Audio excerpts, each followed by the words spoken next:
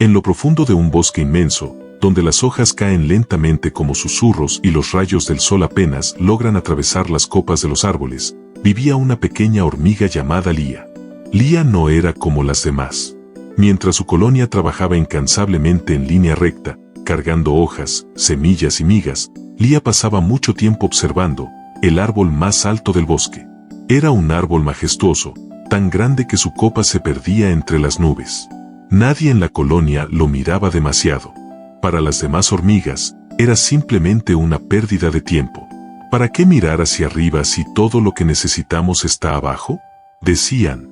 Ese árbol no es para hormigas, es para pájaros y sueños tontos.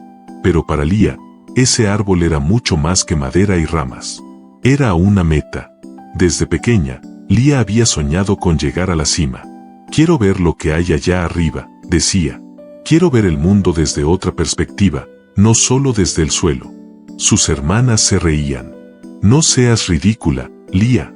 Ninguna hormiga ha llegado jamás a la cima de ese árbol. Y si lo intentas, el viento te barrerá, o caerás, o te perderás. Pero Lía no respondía. Solo guardaba silencio y observaba el árbol. Una y otra vez. Un día, sin decirle a nadie, Lía decidió comenzar su ascenso. Mientras las demás trabajaban, ella se acercó al pie del árbol y miró hacia arriba.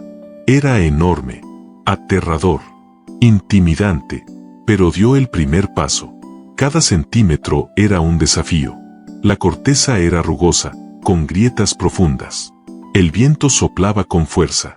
Los pájaros volaban muy cerca. La gravedad parecía empujarla hacia abajo a cada segundo. Después de unas horas, Lía cayó. No muy alto, pero cayó. Raspada, cansada, desilusionada. Volvió a la colonia con la mirada baja. ¿Ves? Te lo dijimos. Le dijo una de las hormigas. Eso no es para ti. No naciste para subir. Naciste para trabajar aquí abajo. Y por un momento, Lía creyó que tenían razón. Esa noche, mientras todas dormían, Lía miró el árbol desde lejos. Y algo dentro de ella susurró. ¿Y si lo intentas una vez más? No era un grito. No era una orden. Era una voz suave, valiente y persistente. La voz de la fe. La voz de la convicción. La voz del alma que se rehúsa a conformarse. Y Lía entendió que el dolor de caer no era tan grande como el vacío de no intentarlo. Al amanecer, volvió al árbol. Esta vez con una estrategia. Ya no intentó correr ni apresurarse. Se detuvo a observar la dirección del viento. Estudió la corteza. Descansó en los huecos. Evitó a los pájaros. Y cuando la lluvia llegó, no se quejó, la usó para refrescarse. El tiempo pasaba. Días. Semanas.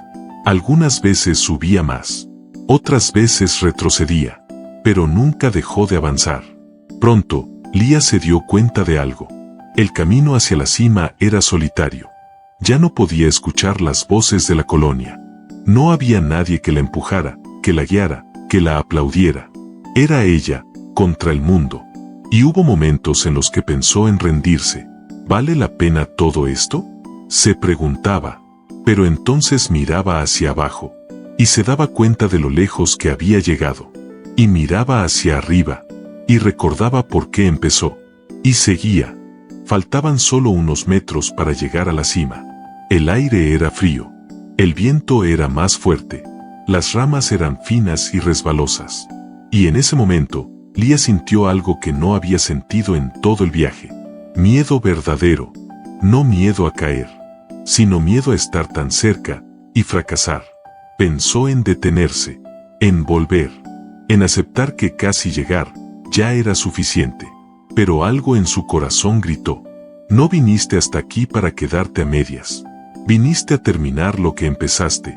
Y con un último esfuerzo, con el cuerpo temblando y la mente firme, Lía llegó a la cima. Cuando por fin se posó en la última hoja del árbol más alto del bosque, Lía sintió algo indescriptible.